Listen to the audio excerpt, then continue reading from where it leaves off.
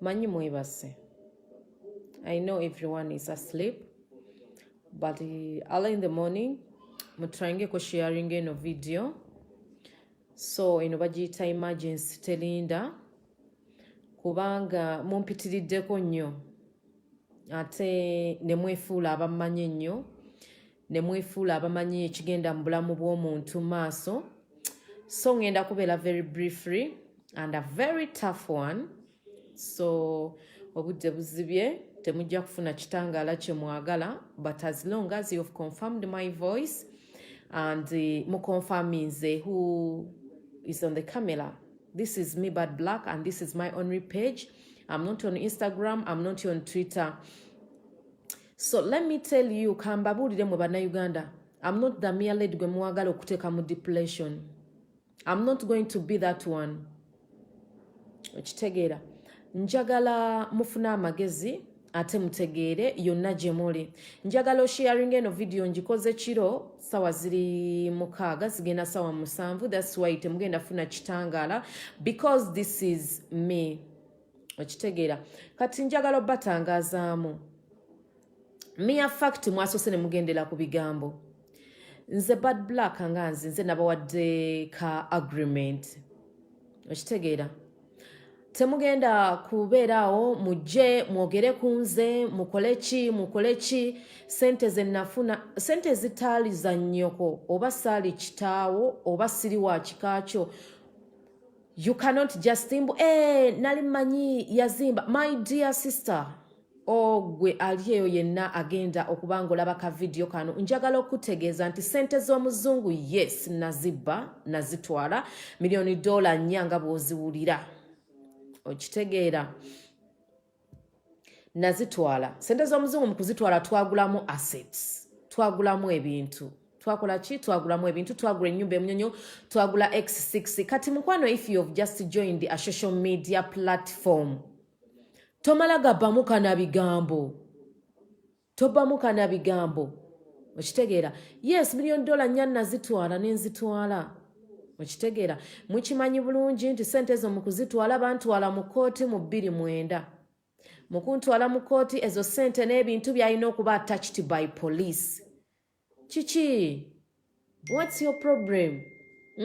Mbadde sigenda kukola kano ka live. Kano ka live bakayita emergency naye olaba nkakoze na munzikiza. Of course sente z'omuzungu nazitwala. Omuzungu okumubba twamubba. And that was not my knowledge. Ingaze Bad Black has all you know. Ze sasoma. Sina any qualification. So to take $4 million, njagalo chi making a clear to the public. Those $4 million zitali za nnyoko oba za kitaawo. Bansiba nga sente already. Bastadeko caveat ate omuzungu yalina covering ebintu bye nga y'omuzungu. So buli kimu kyali kitwaliddwa. Njagala okozesa amagezi amazaale na buli kimu ogambe naye nga tetunagamba ono mukazi tunoonyereza. Have you done a good research? Muli mu kwogera bwogezi. Bannayuganda nno mbabuulire nze nno mujja kunneekuuliramu mu ttako siri mwangu. Okitegeera. Siri mwangu. So you cannot just getting a chamucated in a one side. Don't get chamucated. Ebintu ebitone nnyo n'obeera ng'oli chamucated. This is my last live actual okola. Ate sigenda gideletingayo. Sigenda gideletingayo ngenda kwogera ku nsonga zino. So njagala tuba twogerako eno live sente z'omuzungu muzijjeemu. Sente z'omuzungu nga emwaziwulira nga emwazala zali mu 2009 sente twazigulamu ebintu nayina ennyumba emunyonyo mwenna mwagiraba mwabisoma mu kooti. Woba toyina kumanya kusooka genda ku Google otekemu Black Namuyimbwa Uganda versus Namuyimbwa. Then bw'onooteekamu ogenda kufuna real picture otegere nti ebintu byagendako caveat y'omulamuzi. Ekyokubiri mwe mwenna abali ku social media kuno tugeze nga ba TV presenter ono Atabukidde Seguya osulawa. Where do you resign? Where do you sleep? Seguya osulawa. Seguya, you're old enough to be my father. Ekyo ekikazi ekyo kibatuula wakati eky'olugambo osulawa. Where do you sleep? Mwena nno benjogerako this is emergency mwanguwe. Enkya mugisharing. Njagala Seeguya akola kubukedde ombuulire gy'osula otulage ekyapa ky'ennyumba yo. Kubanga Seeguya, you're old enough to be my dad. Omukisa gukeera omuntu nagwo tegujja kufuuka musango. Seeguya osulawa? Where do you sleep? TV presenters musulawa, bloggers, where do you resign? Ng'oggyeko kombeera gavumenti mu matako, where do you resign? So njagala muteeke nga mu consideration. This is emergency. Emergency tebaako ttaala kambabuulire. This is emergency. Ennyindo ky'ogamba zigeze. Kanzitereeze. Njitereezezza. This is emergency. So, njagala obbakakasa era obbabuulira. Actually, you don't deserve. Naye mumpitiriddeko. I'm going to ask my few questions. Seeguya, where do you resign? Seeguya akola ku TV musulawa. Mweba TV presenter musulawa. And nabagambye nga nkola ka interview leero akaibula. Bwoba tosasula nnyumba nga eweza miliyoni. Toyogera ku nsonga zino. Toyogera ku nsonga zino. First of all, mwena muyina okumpa credit. A strong woman eyava mukomera nga buli kimu bakitutte. Okitegeera. Buli kimu bakitwala. Nenkomawo nkole. So what is new? Mwaboogera oba TV presenter abanfudde topic, where do you resign? Musulawa kundeta kusaba mukaaga ku live. Musulawa, where do you sleep? All of you media tola tugende. Your rent is 500. I don't know if njagala obbabwira banange sente z'abantu fine. It's good to give advice, but listen to the side. Okay? Listen to the side. I just see this sente z'owabba biki. Sente zenabba gwe tokimanyi nti I was in prison for 2 years and 8 months and I've been in court for 5 years. Before my sentence na spending mu court almost 5 years. Gwe tokimanyi nti court yagenda maaso. On your age, ngusobola n'okusayininga mu Facebook, n'olaba bannange temutuyitirirako. Kati ate, when we talk on good tenants, njagala muteeke bino mu consideration. Bannange temutusukkako mbu mu bloginga, bannange kino kyatuuseewo. No! Yenze omukyala gwe mwalaba nga bansibye, nenva mu komera, nentandika obulamu. Oba mulowooza sente zaali za jjajja wange mbu nazitereka. Sente sazitereka, fine. All of you, you're renting here. Mwena mupangisa.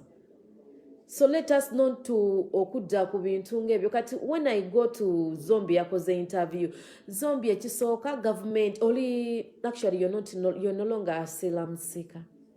You are a vendor. Zombie, you're a vendor. Government yekulabirira okuva ku pad. Njagala bannange bw'ovaayo okwogera. Yogera ng'oyimiridde. Yogera ng'oyimiridde. Government yekulabirira, government esasulawo oli myaka 9 oli UK, oli kalimbo kagenda kukuba. Abaana bo babasomesa, amalwaliro ogenda mugabwerere. Naawe oveeyo wekuzina ensonga. Bannange ngenda kubasiibula. Naye bannange tugende mpola. Kati Salvador bakuwasisa omukazi bawasa muwase. Sawa yonna mutabani wa Sudirwano n'omukazi. Kubanga yakuwa sente zawasa omukazi. So bannange temutuyitirirako. Temukola ki? Temutuyitirirako. Don't go far on this issue. I'm not the first. Ate when you check in celebrities, sinza asoose. Am I the one? First. Since so kano kabadde ka emergency kakuba checkinga mu badde ba checkinga badde ba checkinga mu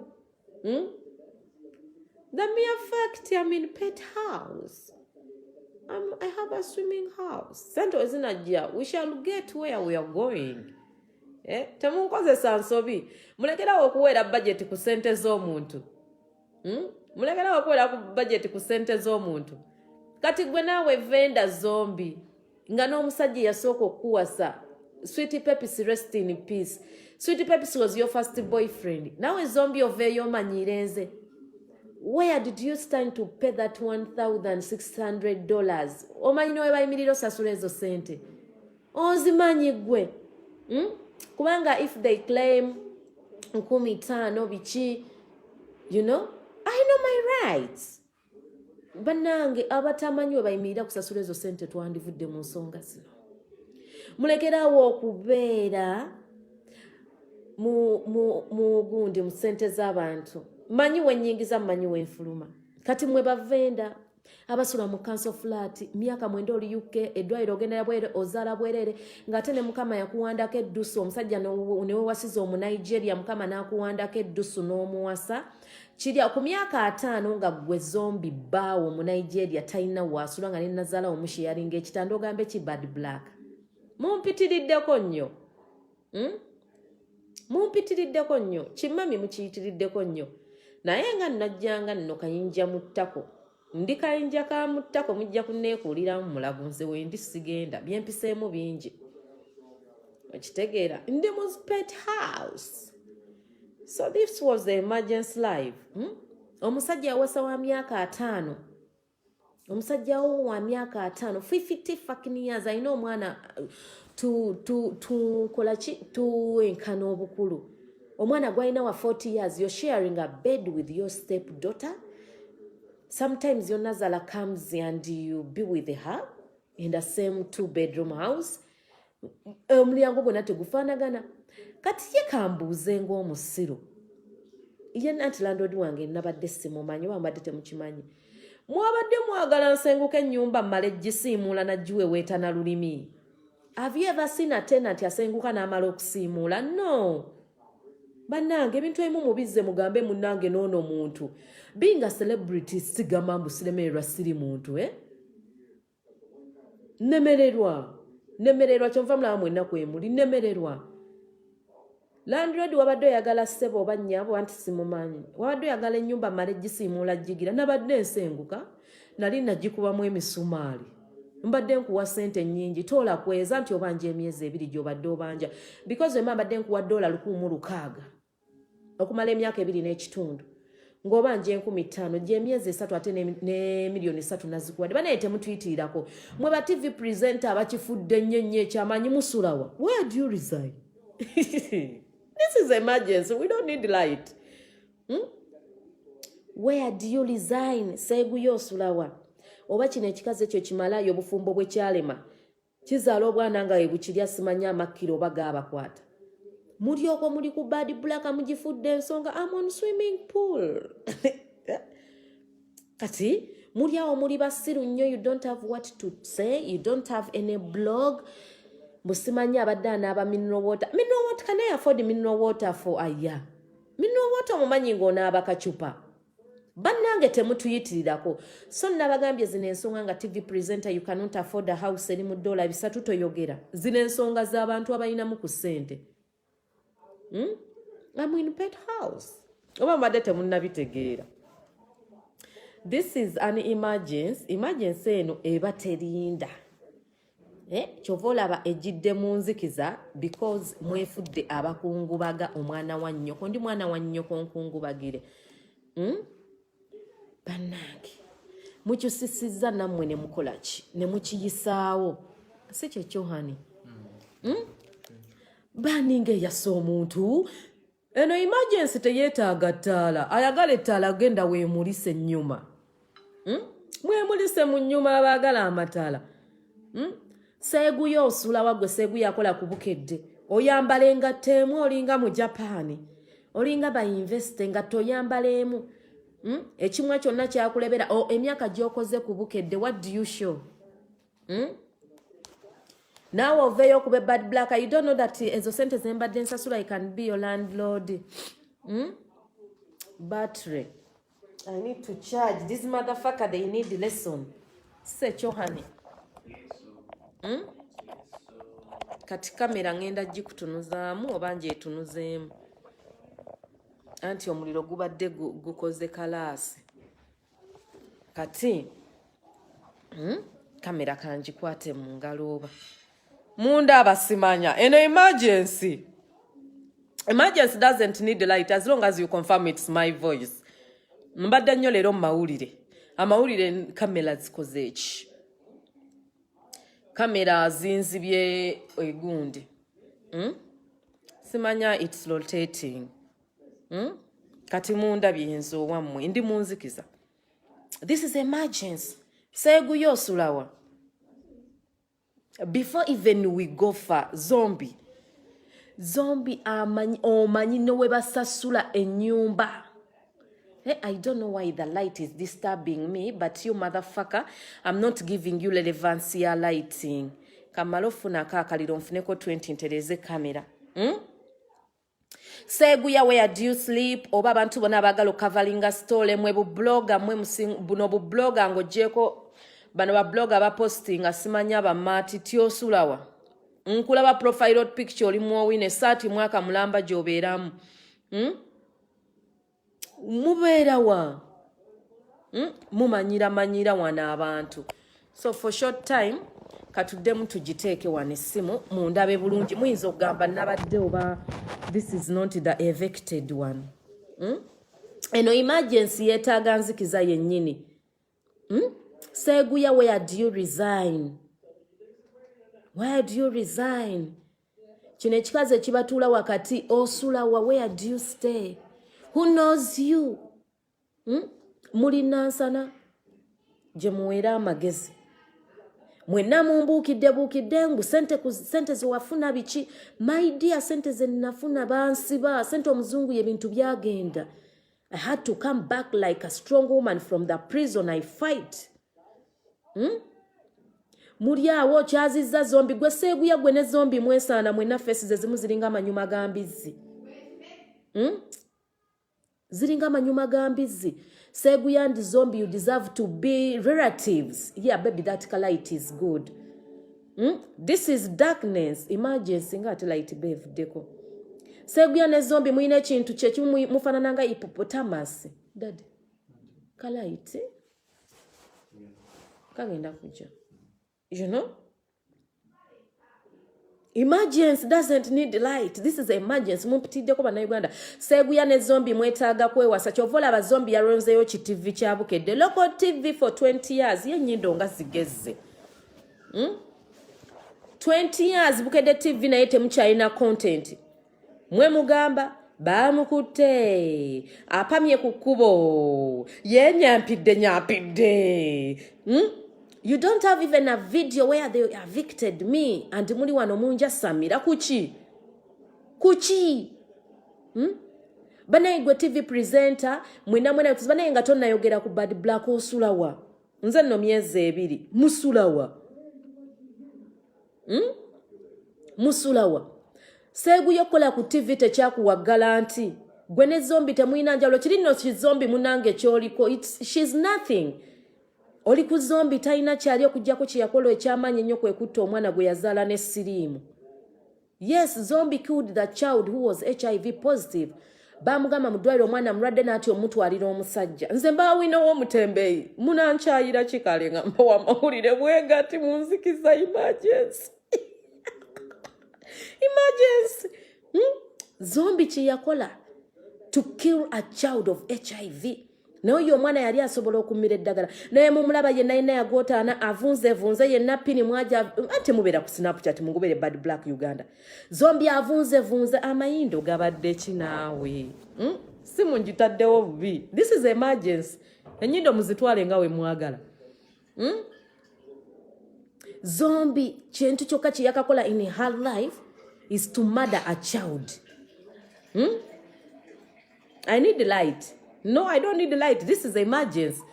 Ndagala bayikiriza mubeera ku emergency mubanga abebikira kati kino kyebikiro mbasuddemu surprise. This is a surprise. Zombie ekintu kye wasooka okukola kwe kutta omwanawo.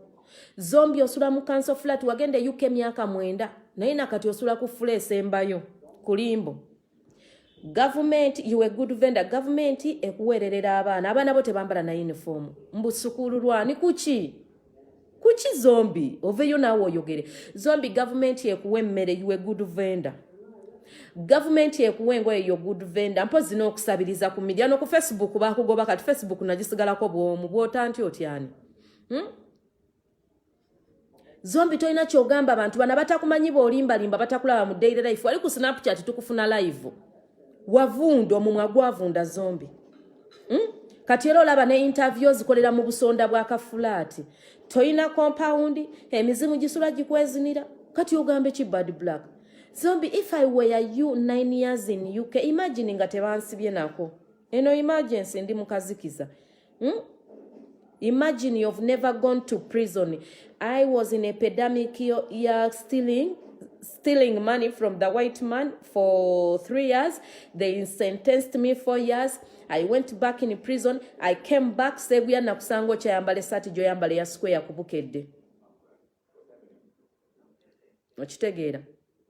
Zombi ekintu kye wakakola kwe kutta omwana wo gwazaala ne siriimu ate this is reality bannayuganda nze mbagamba fact weba mungobera ku Snapchat mumanyi obujulize zombi toyina kyogamba bantu omwana wokutaano wamutta ekyokubiri zombi wetuvangayo nti simanya bamalaya simanya biki buli mwana alina kitaawe zombi toyina kuvaayo to diss me you don't have right to diss bad black Onyumba osula mu yabwerere government ya UK kulabirira wagenda nga asiiramu n'osoma you turned into a housewife okitegeera you turned into a housewife toyina rights enjogera ku bad black banaye mu abantu abatalina rights comments muzireke Zombi, you have no rights to talk about me when the government is taking care of you from the pad. When you go in your periods, you have to call 99 to bring you pads. Oli ku bad black for 2 years. Tomanyina equivalent. Oba, baby, honey, bachita convert shillings is a Uganda. You don't know how to convert dollar to shillings. 15 nyabo zibera milioni 17 teziba milioni 4 oba 3. Aren't you looking for relevant? Wano ku Facebook bakugoba ndikuwe malagoga. Amayindo gabadde ki? Amayindo tuli mu emergency. Enyindo yazzeyo neegejja. Abantu banyiivu. Okitegeera. Mmwe naba TV presenter. Nga temuna presentinga my case on your local TV. Nga you don't even laugh at me. Ask yourself, where should I sleep? Where am I resigning? Bad black now, after evicted from the house, he has a swimming pool. I'm living in a pet house with a swimming pool. House trip madete mzaa Snapchat. Ina following ye mala to make your brain work. Okitegeera. Toyonsa mwana, webale kuchogerako. Zombi toyonsa ennaku joina yo in deep place. Njagala zombi okomewe Uganda to ogende mu Tasso. I'll drive you to Tasso.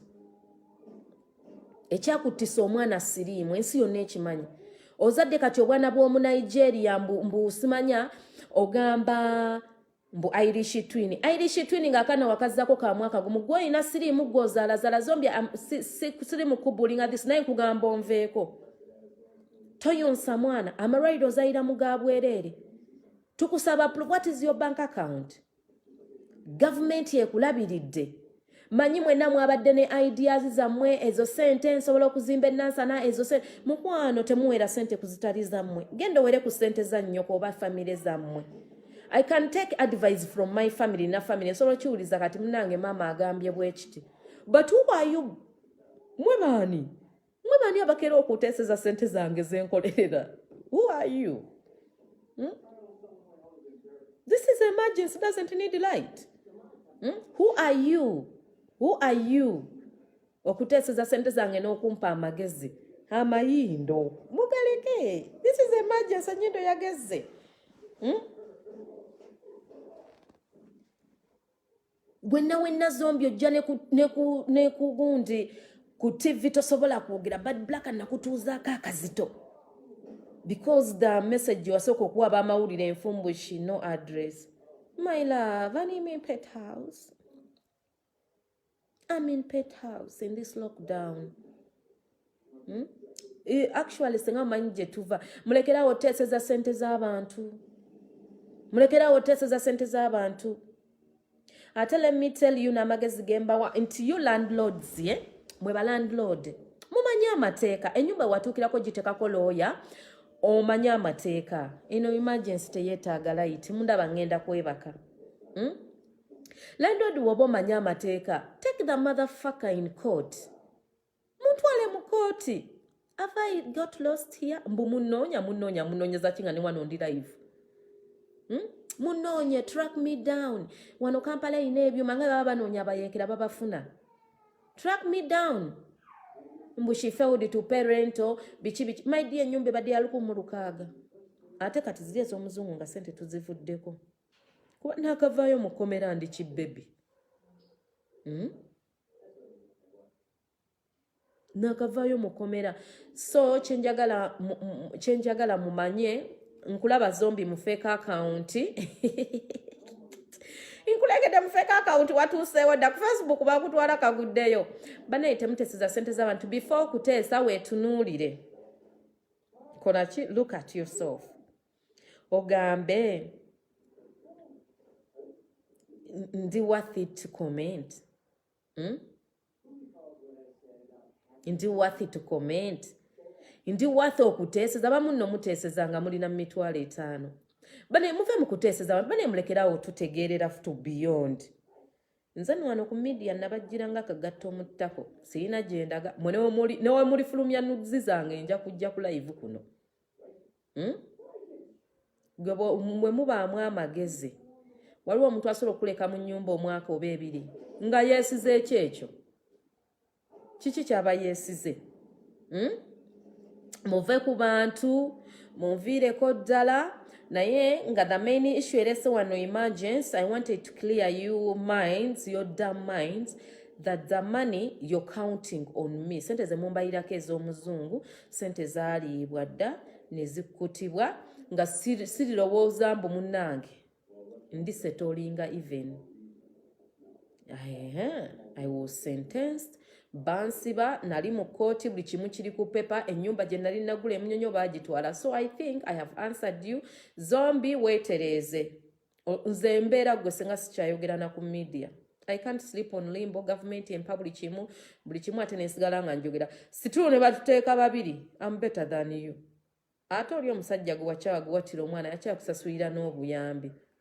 Muko waali. Mukitegedde.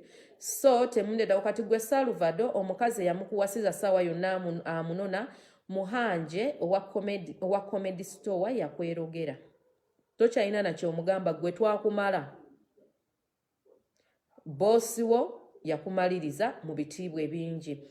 Mwe ba TV presenter temumpitirirako, blogs temumpitirirako, check through your honors. Musooke mwejje olusekere mu ttako mulyoke mummanyire mu bitiibwa ebingi. Am I clear? So wendi ku pet house with a swimming pool. Buli omu alina ebyo mugende ku Libra Digest abannyonnyole ebisingako awo nabyogedde naye nga kano kabadde ka emergency tekasobya tekaddibwamu tekeetaaga kitangaala. Okitegeera? So mwenna ababadde bali eyo nga mukomentinga nga mulumirirwa sente zitali zammwe mbadde mbasaba mujjukire nti mukwano sitambudde ku lugendo lwe lumu naawe olugendo lwange lulimu ekkomera olulwo terulimu kkomera olugendo lwange lwalimu buli kimu lwalimu to complicate things. Baby, daddy, bakiyita complicating. Olugendo lwange lubaddemu confiscate. My journey was included to confiscate things. When the police summoned me, they took all cars, they took all houses, they took everything. So I had to go back to zero to come back and I hustle like a woman. So, byebyo enebadde emergency temumpitirirako gwe seeguya kyuse saati tulage tuwe ku house tour. Bananga ate njagala ba TV presenter mutuwe ku house touring. Mutuwe ku tour za house. Mugende ku page zawe mutupostingire we musula tulabewo. Muri eri munja Samira mupostinze mbwano we yasengu. So bade mwagala ennyumba male gikomberera ate ensenguka. Ate njirongoose. Ate nga kubatadde n'okutwala sente zange mba musiru. So njagala ba TV presenter mutuwe house tour ku Snapchat tugiyita house tour. Gwe zombi bya house tour twabivaako effumbiro lyasirira ddaka terikyamanyi na kabinako. Otulaga masowaani na kusiika sumbusa na kulya kalo na suji simaye twala tugende gwe toyina kyongamba. sort your life omuzimu gw'omwana gwe watuga gukukaabira eno ebadde emergency kyova olaba erimu oluzikiza bagiyita demoni emergency akitegera things were confiscated by the government so nga temunnampa birowoozo mwagala okunfuula mbu ndi mubi nnyo mukwana ate ne sente tezaali zaaba kitaawo nze siri mwana wa nnyoko gw'olumirirwa ennyo mundeke mundeke bannange mundeke nina family I have family who can advise me nina family nina omwami nina abannazaala bange they can advise me mwe munjagaza ki muganda mubuulire ekika kyammwe gwe zombi kitaawo wakamujja mu kateeteeyi wakamujja mu kayumba akalinga gundi triangle otulagako compound mbu my dad is proud of me tata wasula mu lujja abantu baleeta obalage mbu dadi wono tulage ne mu ddiiro gwe zombi tolina nakyo ngamba nga n'omuke yali ku mbaga kuwasiza omunigeria wamugula kuno ku Facebook omuko wamugula ku Facebook senga wa ku Facebook senga nali nze namugula kuno senga ndeka sina wenywera mazzi omuko wa ku Facebook emikolo gyali kuno kitaawo talinyangako nnyonyi kati ofa ku bad black akitosoka kuyamba kitaawo tamanyi na nnyonyi weevulu mulambu obeebuuko wange nno namutwalako e Malaysia tatange yajje Malaysia ye yandeetera jjo nanga interpema ennoonya nga bansamoninza okunsiba tatange n'alinnya ennyonyi najje Malaysia those miles ozimanyi naye kitaawo ne kumbaga tekwali wakika mubuyire kukola mukolo ku gundi omukolo wagukolera mu main hall y'essomero omunigeria bwasa bonna nga babbi kati kiri wali oli ku bad black amufuti omusajja gwe wasa myaka 5 asulawa kakanso flat ke bamwake mufunamu rent omuzaalidde abaana enviiri ziganya okula ku mutwe oli ku bad black bannange let me tell you Uganda stoke twetereze mu bulamu bwaffe twetereze nga ffe then tujje tuteeseze eggwanga mukitegeera tweteeseze soko tune mu bulamu okuba kati gwe zombi olina omusajja wa myaka 5 omuwala we gwalina ow'emyaka 3 yadibira ku lujja omuzaddemu abaana buli mwana n'ekitaawo omulala wamutta oli omusoga baamwegana toyange olina ebizibu bingi okufa ku nze zombi tolina kyongamba tokirina nze ne bw'olingulira abanvuma tolina kyongamba light lero setaga light it's emergency zombi tolina kyongamba tolina kyoyinza gamba bad black fitina ekututte kukozesa interview nga naye naawe osula mu nnyumba ya bwereere why is the world not so honest look at seeguye emimwa gyamulebedde giringa enteema z'okuzaala seeguye kati naawe ogambe ki bad black and it's my constitutional right mbumwe TV nsobola osalawo nemba suwinga because olina okufuna side y'omuntu omulala you didn't call me mboba naganya opik nga Martin ndija ayina enamba yange temwakwata ku bintu mwogera kalebule muvudde ku bantu bali mu kufa covid abayimbi ne sente temunnazimalayo mubukidde bad black bannange look into your life where do you resign it's the question gyembaleetedde before you comment biki osulawa bannange ba TV presenter mututwaleko ku house tour mutwage we musula mutwageko ku family zammwe seguya twageko ku mukazi wo kiri kizombi kisiiba kipostinga omusajja plamba akola emirimu ebiri agenda mbwa plamba nasigula ne sewage mwete mubeera ku Snapchat results tuzina ekisajja ne kibeera kuli ku simu kimawube kirinze katabo kirinze visa oina passport ya UK naye yakusala passport ya UK zombi yakusala tolina kyogikozeemu oli mu Europe oina ne British you have a British passport but you can't even travel to a friend's wedding ogendeko wali mu Netherland ogendeko mu America oli free visa oli ku stress wala na muntu ali Uganda aina nakatabo ka Uganda my dear zombi nina Ugandan passport I have a Ugandan passport, you have a British passport, but you can't even travel anywhere than UK on that limbo wobeera. Zombi nesonyiwa. Nzojja kunesonyiwa nze naawe alamu alamayi ne wendi bangenda mu Geyeno bangenda mu Anna munja kusika okuguru tugende. Nze gola nakufuukira kayinja mu ttako. You have a British passport, you can't travel. Ifana ebyolaga abantu watuwa volinga mu 1984. Ng'obote ya kawamba. obote we yawamba yakusanga weetundira eyukke n'ofuna ekyo ekisajja ekyakuwalabye egundi zonna ne kikulekera n'okittira omwana nakati okyali mannya ga Aliba toyina nzikye mwaba naye musoke mutune